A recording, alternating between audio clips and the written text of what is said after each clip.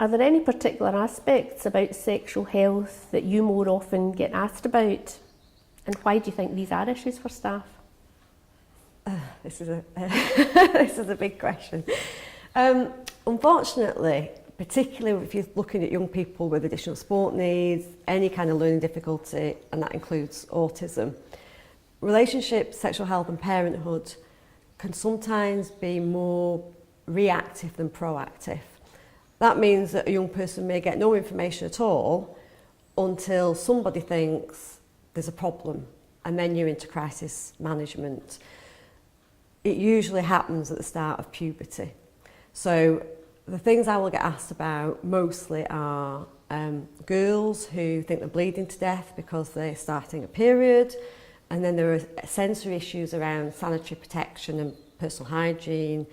There are issues for boys who suddenly have an erection, they don't know what it is, it's awfully frightening, they're disgusted by it, and there are instances where boys will self-harm and actually harm their own penis because they're trying to get rid of this erection.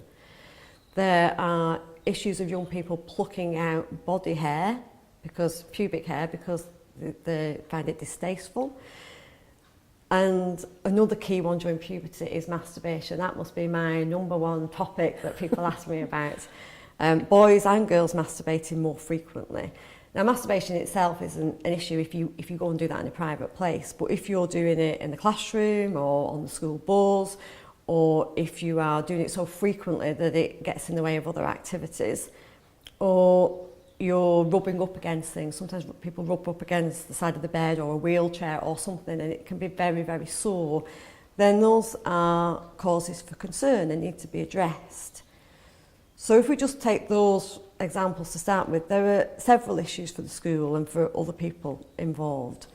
One is prevention that would work to some extent. You can't teach a girl how to manage her periods until a period starts. You can't teach a boy what to do if he has an erection at school before he has an erection at school. But you can put in learning around, so for instance, you could teach them that when a girl starts to grow up, her body changes, breasts will start to grow, she'll get hair under her arms, blah, blah, blah, and blood will come from her vagina once a month. This is normal and okay. And when boys start to grow up, their voices change, they'll get hair under their arms, blah, blah, blah, and sometimes their penis will get hard and stick out from their body. This is called an erection.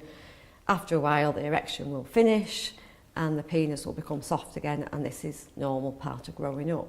So there are things, without going into too much biological aspects, that you can teach children from an early age and kind of prepare them, and then maybe when that happens, it's not so frightening and confusing. There are other issues for schools in that some of those behaviours need to be managed. And we've actually just developed some guidelines which are called Managing Sexualised Behaviour for Schools.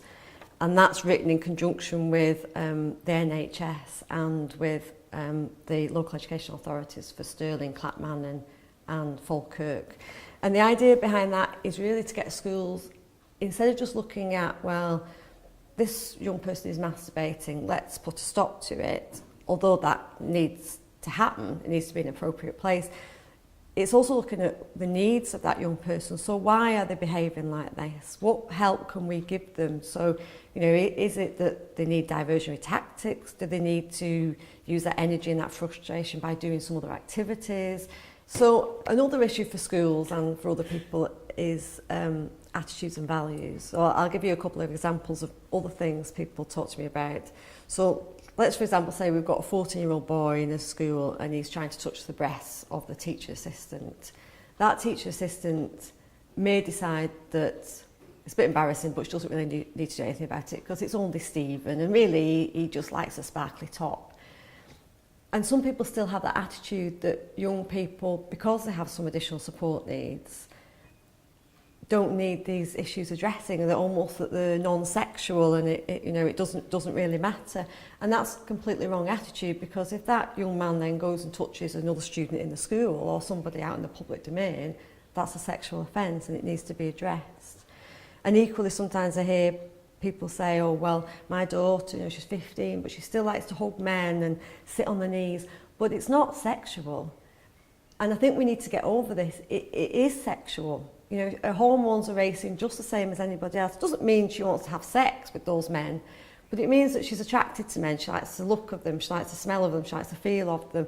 That is perfectly normal behaviour. And to start to think about our children as being asexual, when very few people in the world are ever asexual, even people who never have sex still like the feel of their own body, you know, is to do them a disservice, really. And I think there's a huge amount still to be done around attitudes and values about sexual health and sexual orientation and all kinds of different things amongst those young people.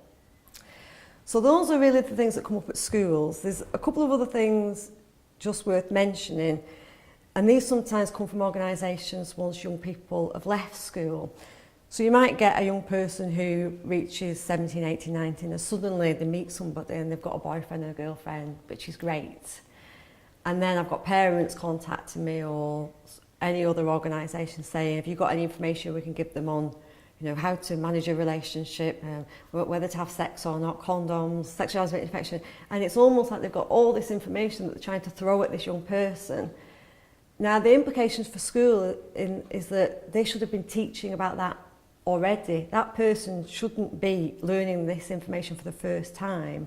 If we're following the health and wellbeing outcomes, that will be a continuous learning, so that all you're doing when they get into a relationship is recapping on it. But there's a lot of young people having relationships out there having had no input. And finally, rather a contentious issue again, I also get asked for information about LGBT, which is lesbian, gay, bisexual, transgender, because there's very little information that's in different formats or easy read. And I still hear people saying, do we really have to teach about that? Or parents saying, I don't want my son learning about same-sex relationships. And it's not as if they're going to run a session on homosexuality. It really is just part and parcel of relationships education. So you would learn very simply, even like a picture exercise where you match pictures up. You say, well, you know, could an older person go out with a younger person? Could somebody from this ethnic origin go out with this person? Could a man go out with another man? Can a woman go out with another woman? You know, it's just part and parcel of that. And it is a part of our society that people need to learn about. And there are young people with additional support needs who are questioning their sexual orientation. And if they don't know that anybody else exists out there like that, it's just twice as confusing for them and must feel very lonely, I would think. You mentioned a resource that you had produced in Forth Valley. Is that accessible to everyone? Yeah, the Managing Sexualised Behaviour Guidelines are primarily for schools, but a lot of it talks about the schools linking in with the parents, so that will be available on our Central Sexual Health website.